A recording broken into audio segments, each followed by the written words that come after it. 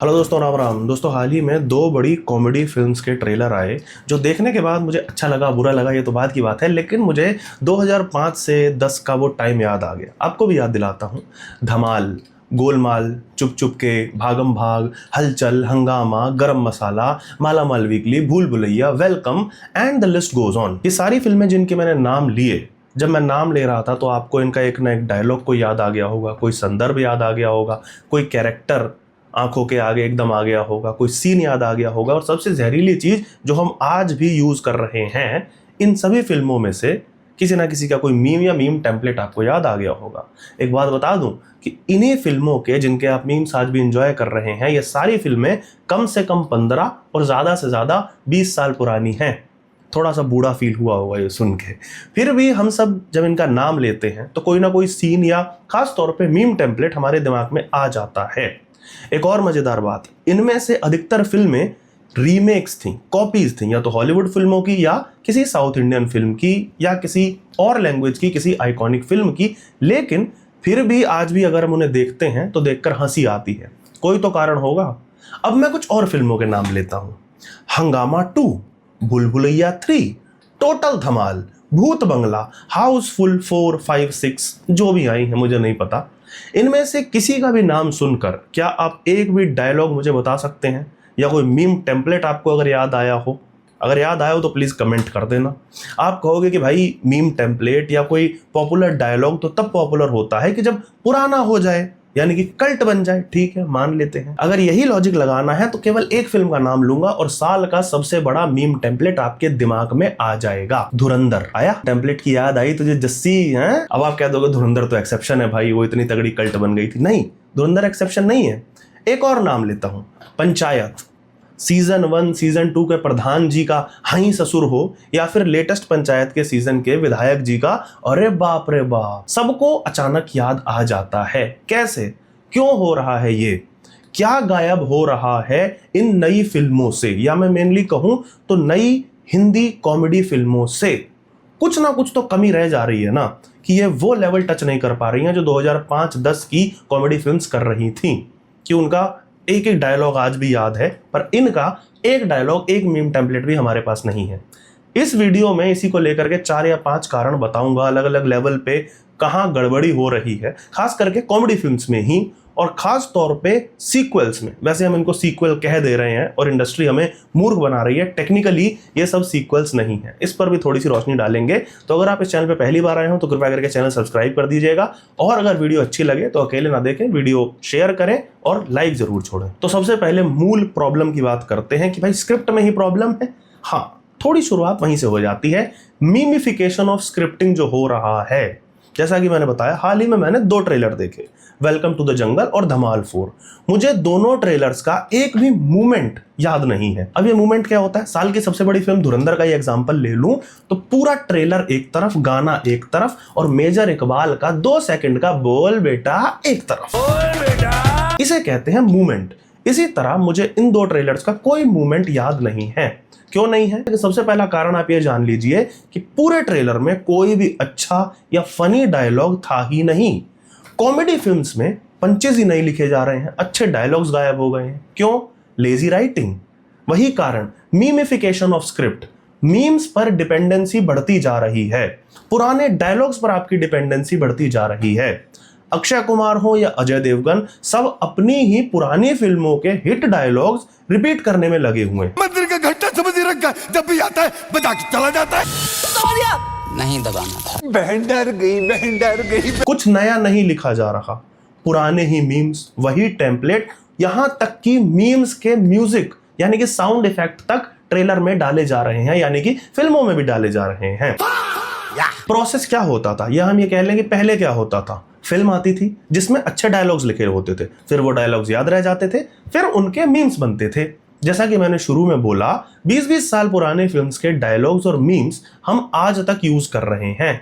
लेकिन आज क्या हो रहा है? प्रोसेस जस्ट पलट दिया गया है। अब मीम से, मीम टेम्पलेट से डायलॉग लिखे जा रहे हैं, जिन्हें ट्रेलर में देख के कई बार थोड़ी देर के लिए अच्छा फील हो जाता है, लेकिन वो ट्रेलर खत्म होने के बाद अगले दिन या 2 दिन बाद याद भी नहीं रहता। यही कारण है कि ट्रेलर और ट्रेलर से भी अधिक फिल्में हमें याद नहीं रह रही हैं और सब कुछ फीका फीका सा और एक तरह से रिपीटेटिव सा फील होने लगा है। इससे चलते हैं दूसरे पॉइंट पे, जो कि राइटिंग का ही एक एस्पेक्ट है कि writer is not a writer anymore, public is the new writer. कहीं ना कहीं ये पिछले पॉइंट से इसलिए जुड़ा हुआ है कि यहां भी लगभग वही हो रहा है।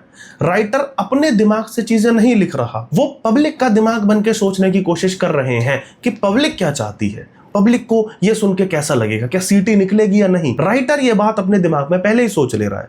अब आप कहोगे यार ये तो अच्छी बात है कि भाई पब्लिक की डिमांड है, उसी तरीके की सप्लाई हो रही है। यहीं पे थोड़ी सी गड़बड़ है।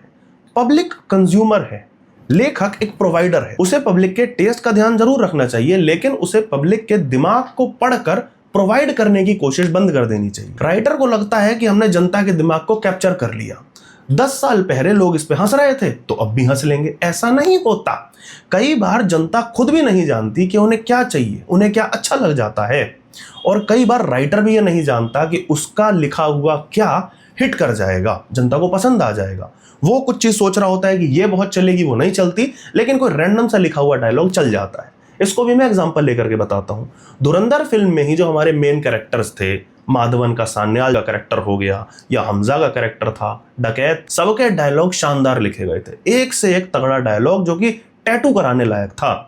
लेकिन सबसे बड़ा मीम टेम्पलेट क्या बनता है?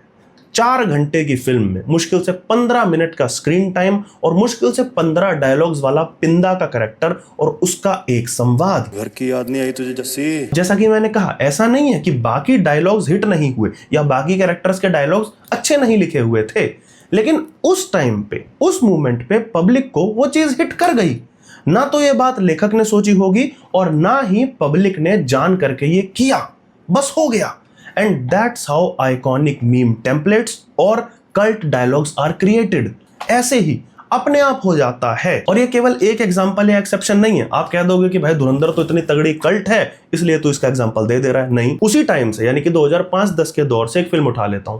वेलकम फिल्म सबने देखी है। फिल्म में 5 मिनट के लिए स्क्रीन पर आया परेश गनात्रा का ये पात्र उन 5 मिनटों में 2 ऐसे कल्ट डायलॉग्स दे जाता है कि जो आज तक चल रहे हैं। मैं सिर्फ दिखने में खतरनाक हूँ, लेकिन आदमी बहुत ही अच्छा हूँ। मुझे क्यों तोड़ा? क्या आपको लगता है कि राइटर ने ये सीन लिखते समय ये सोचा होगा कि ये 2 डायलॉग्स अगले 20-25 साल तक बोले जाएंगे, इन पे मीम्स बनेंगे, लोग आपस में बातचीत में इन्हें यूज किया करेंगे? इसीलिए मैं कह रहा हूं कि जनता का उतने डेप्थ में आकलन करने की कोशिश ना करें और कई बार उन्हें वो मत दो जो वो मांग रहे हैं। उन्हें राइटर अपनी क्रिएटिविटी दिखाए, जनता उसमें से कंटेंट अपने आप निकाल लेती है। और ये 2 सीन्स इसका बहुत बड़ा उदाहरण है। राइटर का, डायरेक्टर का, फिल्म मेकर का काम ऑडियंस का टेस्ट डेवलप करना है। उन्हें वर्सेटाइल चीजें दिखाओ, उन्हें अलग अलग फॉर्म ऑफ कॉमेडी दिखाओ। अगर हम कॉमेडी की बात कर रहे हैं तो आपको जनता को अलग अलग टाइप से वाकिफ कराना होगा। और ऐसा भी नहीं है कि आपका सब कुछ चल जाएगा, लेकिन जनता को भी कुछ नया देखने का मौका मिलेगा। कई बार वो अप्रिशिएट करेंगे, कई बार गालियां देंगे, लेकिन आज इसका एकदम उल्टा हो रहा है। प्रोडक्शन हाउसेस ने, लेबल्स ने पूरे सीन को कंट्रोल कर रखा है और जब प्रोड्यूसर्स राइटर और डायरेक्टर पे हावी हो जाते हैं तो यही होता है। आर्ट नहीं क्रिएट होता, फिर फिल्म नहीं बन रही होती, फिर एक प्रोडक्ट बन रहा होता है जो बस प्रोड्यूसर को बेचना है और ज्यादा से ज्यादा पैसा कमाना है। ठीक है, मान लिया फिल्म भी पैसा कमाने के लिए बनती है, लेकिन एक आर्ट फॉर्म तो आपको जिंदा रखना पड़ेगा ना। कॉमेडी फिल्म्स में जब तक डायरेक्टर का विजन और राइटर की राइटिंग असल हीरो की तरह ट्रीट होते थे, बढ़िया फिल्में भी चलती थी और बढ़िया डायलॉग्स भी लिखे जा रहे थे। जितने भी नाम ये मैंने गिनवाए, हेरा फेरी, गरम मसाला, भूल भुलैया, हंगामा, चुप चुप के, इनका राइटिंग का प्रोसेस क्या आप जानते हैं? ये अधिकतर फिल्में रीमेक्स हैं, जैसा कि मैंने कहा, कॉपीड भी आप इसे कह सकते हैं, किसी अंग्रेजी फिल्म की, साउथ की फिल्म की। पर राइटिंग प्रोसेस इनकी सफलता और कल्ट बनने का असल जिम्मेदार है। सोच करके देखिए, प्रियदर्शन जैसा व्यक्ति जिसकी फर्स्ट लैंग्वेज हिंदी है तक नहीं, आज भी आप उनके इंटरव्यूज देखेंगे तो वो अटक अटक के हिंदी बोलते हैं, फिर भी हिंदी कॉमेडी फिल्म्स में वो बंदा सबसे तगड़ा हिट्स का लाइनअप कैसे बना देता है। प्रियदर्शन का डायरेक्शन और नीरज वोरा की राइटिंग, बहुत ही कम लोग नाम से वाकिफ होंगे। ये फोटो देख लीजिए, ये एक्टर को आपने जरूर देखा होगा और ये जितने बढ़िया एक्टर थे उससे कहीं ज्यादा बढ़िया राइटर थे। आज हमारे बीच नहीं है और ये बहुत बड़ा लॉस है भारतीय सिनेमा के लिए और भारतीय सिनेमा के कॉमेडी सीन के लिए। जितनी फिल्में, जितने मैंने ये नाम लिए, आप इन सब मूवीज की स्क्रिप्टिंग राइटिंग प्रोसेस अगर जानने की कोशिश करेंगे तो एक तरह से प्रियदर्शन पूरा सीन समझाते थे और नीरज वोरा उसके लिए डायलॉग्स लिखते जाते थे। इन लोगों ने कभी नहीं सोचा होगा कि यार जनता को पसंद आएगा या नहीं, इसका मीम कैसा लगेगा, डायलॉग किसी को याद रहेगा या नहीं। वो बस डिलीवर करते गए। कुछ चीजें हिट हुई, कुछ नहीं हुई, लेकिन जो भी कुछ डिलीवर हुआ वो उस समय ओरिजिनल था। मतलब प्लॉट ओरिजिनल नहीं था, जैसा कि मैंने कहा फिल्म कॉपीड थी, लेकिन डायलॉग, वो पंचेस, वो सब ओरिजिनल थे। ऐसा नहीं था कि भूल भुलैया का अक्षय कुमार का एक पात्र जो है वो एक्ट्रेस को बहन डर गई केवल इसलिए बोल दे रहा है क्योंकि पिछले साल उसकी फिल्म भागम भाग का जो अक्षय कुमार का पात्र था ना, उसका ये डायलॉग जनता को पसंद आ गया था, तो अब अगली फिल्म में भी यही चला दो। वैसे इस चीज़ का बहुत बड़ा कारण सोशल मीडिया भी है। जैसे जैसे सोशल मीडिया का उदय हुआ, फिर मीम कल्चर आ गया, फिर एक्टर्स को भी ये लगने लगा कि अरे मेरी ये चीज़ चल रही है तो मैं ये डलवाऊंगा। लेकिन ये कारण केवल एक कैटलिस्ट है। असल कारण वही है कि करंट डायरेक्टर्स जो हैं, राइटर्स जो हैं, उन्हें बर्बाद कर दिया गया है। प्रोडक्शन हाउसेज ने फिल्म्स को और पूरे सीन को ओवर पावर करना शुरू कर दिया है। अगले बड़े मजेदार एक कारण पे आते हैं कि क्यों ये सब नौटंकी चल रही है। वीएफएक्स, जानवर क्यों है कॉमेडी फिल्म में, ये नौटंकी क्यों शुरू हो गई, मतलब कहां से शुरू हो गई ये तो मुझे पता है। हाउसफुल फिल्म से पूरा शुरू हुआ था कि मगरमच्छ आ रहा है, सांप आ रहा है, और आज धमाल तक पूरा चिड़ियाघर आ चुका है फिल्म में। हाथी, घोड़े, मगरमच्छ, शेर, वो अलग एक्ट कर रहे हैं। ये फॉर्मेट ऑफ कॉमेडी जो था ये हॉलीवुड 20-30 साल पहले करके छोड़ चुका है। तब इस पे हंसी आ जाती थी, अब नहीं आती। हम पता नहीं अभी तक क्यों खींच रहे हैं। एक पुरानी किसी फिल्म का वीएफएक्स ब्रेकडाउन में देख रहा था। वीएफएक्स तो क्या ही था, उस समय तो वीएफएक्स होता ही नहीं था, ह्यूमनली क्रिएट की गई चीजें थी। एक सीन था जिसमें बकासुर बल्क में खाना खा रहा है। इसमें बिना वीएफएक्स के केवल कैमरा की टेक्निक को यूज करके ह्यूमरस सा सीन क्रिएट करने की कोशिश की गई कि किस तरह बकासुर के पात्र को आगे ड्रैग किया जाता है, जिसकी वजह से वो लग रहा है कि वो बड़ा हो रहा है, और फिर लड्डू उल्टे चल रहे हैं। हमें ऐसा लग रहा है कि वो खट खट खट खट एक साथ लड्डू खा रहा है बहुत सारे। अब ये फिल्म जो 50 साल से भी ज्यादा पुरानी है, इसको उस समय देख करके बच्चों को भी हंसी आई होगी और बड़ों को भी ठीक ठाक हंसी आ गई होगी। लेकिन मेरा पॉइंट यहाँ ये नहीं है। मेरा पॉइंट ये है कि जब वीएफएक्स भी नहीं था तो केवल कैमरा टेक्निक्स को यूज करके भी इस लेवल का ह्यूमर क्रिएट किया जा रहा था। और आज जब इतना तगड़ा वीएफएक्स है, इतनी तगड़ी टेक्नोलॉजी है आपके पास, तो एकदम उल्टा हो गया है। वीएफएक्स से हम मगरमच्छ बना रहे हैं, मगरमच्छ से हम कॉमेडी कराने का प्रयास कर रहे हैं। इतना इरिटेटिंग, इतना क्रिंज लगता है ये, और खास तौर पे सस्ती और लेजी राइटिंग का ये परफेक्ट एग्जांपल है। कॉमेडी फिल्म्स में वीएफएक्स आर्टिस्ट को काम और पैसा देना दोनों बंद करो। भाई राइटर को पैसा दो, अच्छा लिखवाओ। वीएफएक्स वालों को पैसा देना ही है तो बाकी फिल्मों में ज्यादा पैसा दे दो, वहां उन्हें अंडरपेड रखते हो, घटिया वीएफएक्स दिख रहा होता है। अगले पॉइंट पे आते हैं कि सब एक जैसा वाला, ये बहुत इंपॉर्टेंट है। क्या मैं ही ऐसा हूं या किसी और को भी दीवाने हुए पागल और आवारा पागल दीवाना, ये दोनों फिल्में किसी ना किसी लेवल पे सेम सी फील होती थी। जब आप दोस्तों के बीच इन फिल्मों के सीन या डायलॉग की बात कर रहे होते थे, डिस्कस करते थे, तो एक दूसरे पे स्विच हो जाते थे और पता भी नहीं लगता था। मेरे साथ तो ये हुआ है, और अगर आप में से कईयों के साथ भी हुआ है तो आप चौंकिएगा मत, क्योंकि ये नॉर्मल सी बात है। हलचल, हंगामा, गोलमाल, धमाल, कई लोगों के साथ ये होता है कि फिल्म्स को लेकर के कंफ्यूजन हो जाती है। इसका कारण बताता हूं। पहले ये जान लीजिए कि ये जो कंफ्यूजन इन दो फिल्मों को लेकर के होता था, अगले 5-7 सालों में वो आज बन रही कॉमेडी फिल्म्स को लेकर के आपको होने वाला है, और इससे भी तगड़े लेवल पे होने वाला है। इसका पहला रीजन तो वही है कि वही जोक्स जो मीम्स बन के क्रिएट हो रहे हैं, वही मीम्स जो जोक्स बना दिए जा रहे हैं। कुछ ओरिजिनलिटी नहीं है। आपको 5 साल बाद ये याद भी नहीं रहेगा कि फलाना डायलॉग कौन सी फिल्म का था। दूसरा कारण ये, जो कि बहुत बड़ा कारण इस बात का भी था कि मुझे और मुझ जैसे कई लोगों को दीवाने हुए पागल और आवारा पागल दीवाना सेम लगती थी, वो था स्टार कास्ट। वही बात अगर मैं आज कर दूं तो आप पागल हो जाने वाले हो, क्योंकि आज जैसा कि मैंने कहा सब में सब हैं। मैंने शुरू में आपसे कहा था कि धमाल 4 और वेलकम टू द जंगल का ट्रेलर मुझे याद नहीं है। उसका एक बहुत बड़ा कारण यह भी है, कास्टिंग। वेलकम टू जंगल में आधा बॉलीवुड है, दलेर मेहंदी भी है, द सिंगर, यस। मतलब कुछ भी हो जाएगा। गोलमाल 1 और धमाल 1 यदि आप याद करिए तो उन फिल्मों की वाइब सेम सी थी। स्टोरी नहीं कह रहा हूं मैं, प्लॉट भी नहीं कह रहा हूं, वाइब बोल रहा हूं। अगर मैं एक लाइन में कहानी बोलूं गोलमाल की, धमाल की, या इवन ढोल की, कि 4 दोस्त हैं जो बकर काट रहे हैं। मेरे लिए तो याद रखने के लिए एक सिंपल सी टेक्निक थी कि गोलमाल में अजय देवगन थे, बड़ा स्टार, और धमाल में संजय दत्त। अब सब खिचड़ी बन चुकी है भैया। संजू बाबा शायद धमाल में से गायब हो चुके हैं और अब धमाल में भी अजय देवगन आ गए हैं। बाकी अगली गोलमाल में यानी कि गोलमाल 5 में अक्षय कुमार भी आने वाले हैं। अगर ऐसे ही चलता रहा तो धमाल में भी अक्षय कुमार कूद जाएंगे, गारंटी ले लो मुझसे।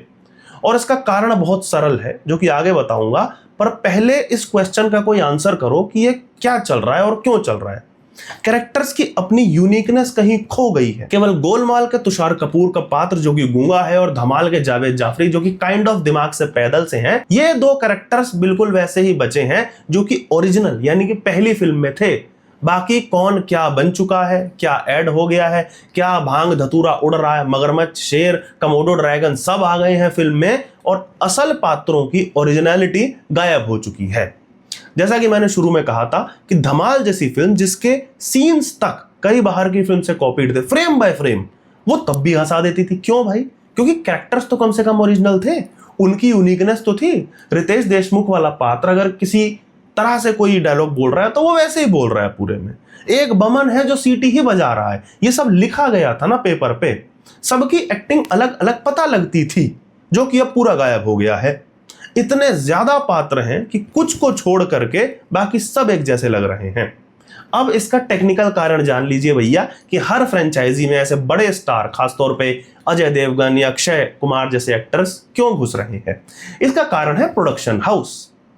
पहली दो धमाल जो थी वो इंद्र कुमार और अशोक ठकेरिया के मारुति इंटरनेशनल नामक बैनर प्रोडक्शन हाउस के नीचे बनी थी। तीसरी में जब अजय देवगन जी कूदते हैं तो उनकी अजय देवगन फिल्म्स यानी कि उनके प्रोडक्शन हाउस की भी एंट्री हो जाती है। इसके साथ ही कई बड़े बैनर जैसे कि फॉक्सस्टार स्टूडियो और पेन जैसे लेबल भी जुड़ जाते हैं। और इस बार तो भैया ओजी टी सीरीज की एंट्री हो चुकी है। उसी तरह वेलकम 3 में इस बार अक्की भैया का केप ऑफ गुड फिल्म्स यानी कि जो उनकी प्रोडक्शन कंपनी है वो उतर चुकी है।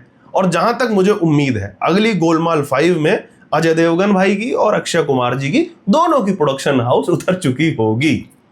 अब इतने बड़े बड़े एक्टर, ये जो सब प्रोड्यूसर भी हैं, ये जब फिल्मों में उतरते हैं तो उन्हें कैसे इफेक्ट करते हैं, ये बहुत बड़ा सवाल है। इसमें आप ये कहोगे कि भाई इसमें प्रॉब्लम क्या है, उन्हें पैसा कमाने का हक है, इसमें गलत क्या है? नहीं है, बिल्कुल गलती नहीं है।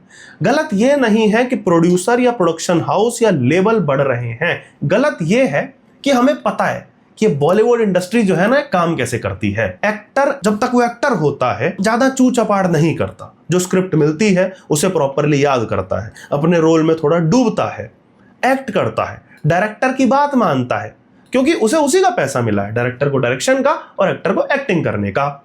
एक्टर अपनी फीस लेकर के साइड हो जाता है, आगे फिल्म की क्या कमाई होगी, क्यों होगी, कितनी होगी, उसे उससे मतलब नहीं रहता था या नहीं रहता है अब भी, जब तक वो एक्टर रहता है। बिजनेस, रेवेन्यू ये सब प्रोड्यूसर जाने। एक्टर का फोकस एक्टिंग पर होता है, राइटर का राइटिंग पर होता है, डायरेक्टर का डायरेक्शन पर होता है और प्रोड्यूसर का इन सब पे नजर होती है। लेकिन जब से एक्टर के प्रोडक्शन हाउसेस बने हैं, ये लोग इन्वॉल्व होने शुरू हुए हैं, तो अब एक्टर बाबू को स्क्रिप्ट में भी उंगली करनी है क्योंकि उनका मन है, डायरेक्टर को भी उंगली करनी है क्योंकि उनका मन है, क्योंकि अब वो केवल एक्टर नहीं रहे और उनका फोकस भी केवल एक्टिंग नहीं है और अपना रोल नहीं है। अब उन्हें प्रॉफिट भी जनरेट करना है और अब डायरेक्टर और राइटर दोनों उनके नौकर या यूं कह दें हम कि हायर्ड फ्रीलांसर की तरह हो गए हैं कि भाई जो मैं कहूंगा वो करना होगा। जब आप एक पोजीशन ऑफ पावर में पहुंच जाते हैं तो आप चीजें अपने हिसाब से ऊपर नीचे करनी चाहते हैं और यहीं से प्रॉब्लम शुरू होती है। आर्ट इस तरह काम नहीं करता, मतलब कोई और धंधा, कोई बिजनेस, कोई फैक्ट्री, कोई दुकान इस तरह चल सकती है। आर्ट में थोड़ा सा अलग होता है और खासकर कॉमेडी में तो बहुत अलग होता है।